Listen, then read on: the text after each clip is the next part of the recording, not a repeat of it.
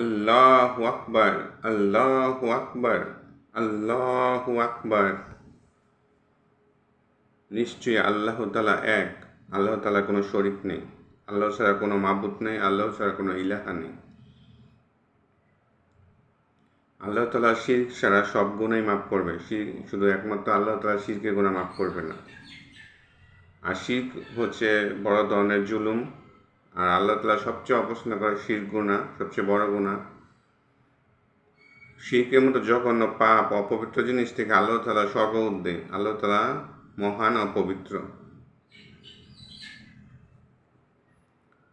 যারা আল্লাহ তাআলার সাথে শিরক করেন, যেমন যারা মুসলিম হয়েও আল্লাহ তাআলার সাথে শিরক করেন, তারা আল্লাহ তাআলাকে ভয় করা উচিত।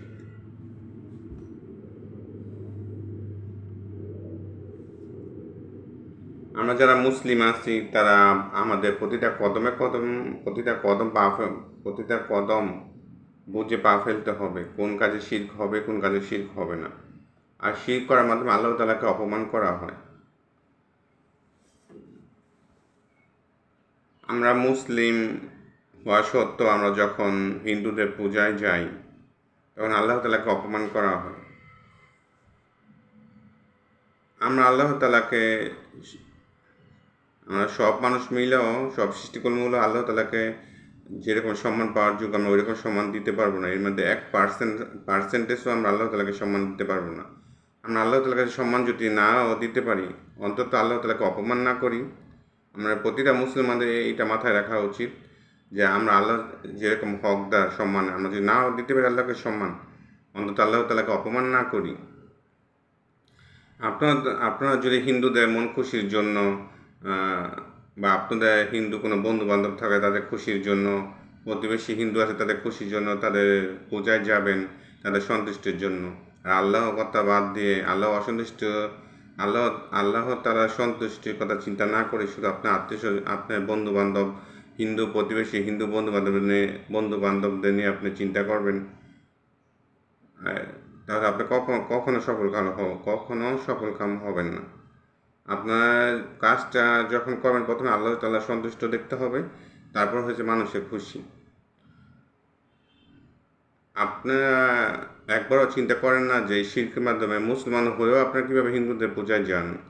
একবারও বিবেক কাজ করেন আপনাদের যদি হিন্দুদের কিছু করতেই হয়, আপনার গরিব যারা হিন্দু আছে তাদের টাকা পয়সা দিয়ে সাহায্য করুন, যাদের ঘর বাড়ি নেই তাদের ঘর দিয়ে সাহায্য করুন, যাদের ঘরে খাবার নেই তাদের 2 বেলা খাবার দিয়ে সাহায্য করুন। কিন্তু আপনাকে পূজায় অংশগ্রহণ করে তাদের কেন সন্তুষ্ট করতে হবে? যেখানে আল্লাহ তাআলা অসন্তুষ্ট বিরাজ করে, আল্লাহ তাআলা অসন্তুষ্টি থাকে। আপনার যদি হিন্দুদের প্রতি মায়া লাগে তাদের সাহায্য করুন, গরিব থাকলে টাকা দিয়ে সাহায্য করুন, খাবার না থাকলে খাবার দিয়ে সাহায্য করুন, ঘর না থাকলে ঘর দিয়ে সাহায্য করুন। এতে আল্লাহ তাআলাও খুশি হবে, মানুষেরও খুশি থাকবে। কেন হিন্দুদের খুশির জন্য আপনারা হিন্দুদের পূজায় অংশগ্রহণ করবেন, আপনারা জানেন আল্লাহ তাআলাকে অপমান করা হচ্ছে?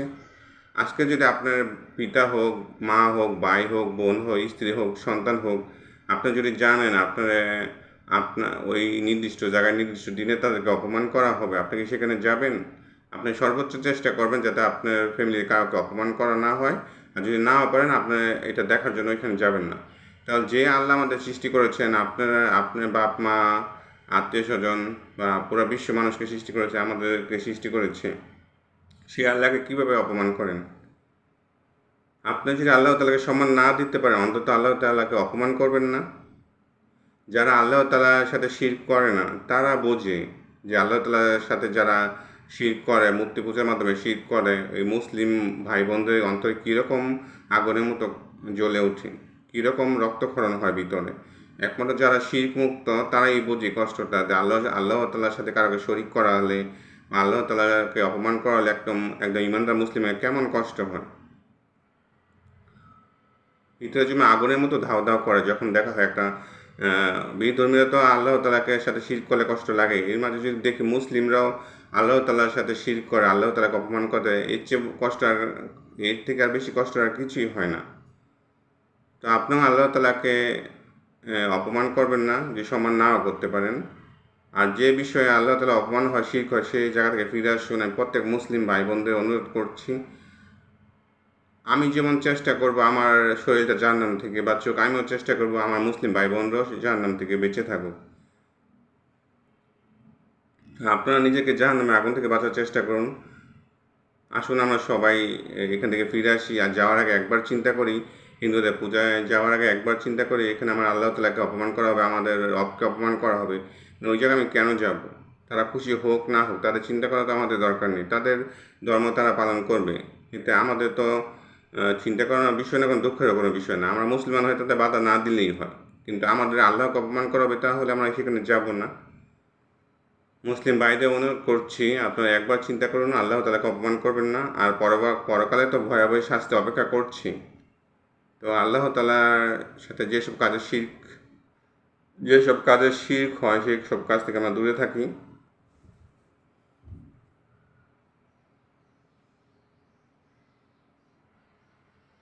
আমি সকলকে অনুরোধ করছি আপনারা বিশেষ করে মুসলিম ভাইদের অনুরোধ করছি আপনারা পূজার মধ্যে হিন্দুদের অনুষ্ঠানে যাবেন না, অংশগ্রহণ করবেন না।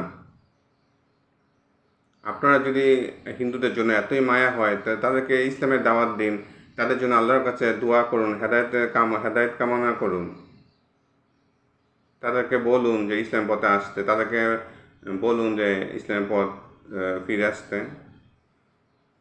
মুসলিম ভাইদের বলছি আপনারা যদি হিন্দুদের জন্য এতই মায়া লাগে তাদের জন্য বলে ইসলামের দাওয়াত দিন, তাদেরকে ইসলামের পথে আসার জন্য দাওয়াত দিবেন, তাদের ইসলামকে বুঝাবেন।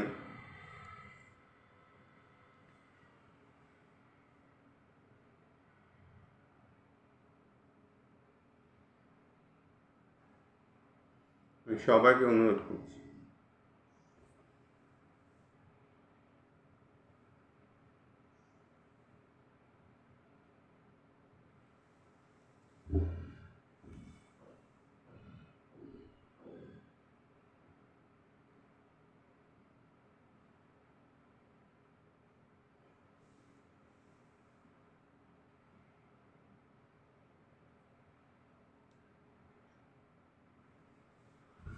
সবাইকে বলছি আপনারা ইসলাম পথে ফিরে আসুন, আর হিন্দু ভাইদেরকেও বলছি আপনারা নিরপেক্ষভাবে আপনারা দিনের জ্ঞান অর্জন করুন, সব ধর্মের জ্ঞানই অর্জন করুন, তারপরে আপনারা নিরপেক্ষভাবে যাচাই করবেন কোনটা সঠিক কোনটা ভুল।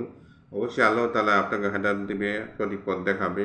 আর মুসলিম ভাইদেরকে বলছি আপনারা হিন্দুদের পূজায় গিয়ে আল্লাহ তাআলাকে অপমান করবেন না, সম্মান করতে না জানুন, ইবাদত করতে না জানুন, অন্তত আল্লাহ তাআলাকে অপমান করবেন না। আল্লাহ তাআলা হচ্ছে সবচেয়ে ঊর্ধ্বে, সম্মানের দিক দিয়ে আল্লাহ সবচেয়ে ঊর্ধ্বে, পবিত্রতার দিক দিয়ে আল্লাহ সবচেয়ে ঊর্ধ্বে। তো আল্লাহ তাআলাকে কোনো দিক দিয়ে অপমান করবেন না, তাহলে আপনার পরকাল হবে শাস্তিদায়ক, বেদনাদায়ক।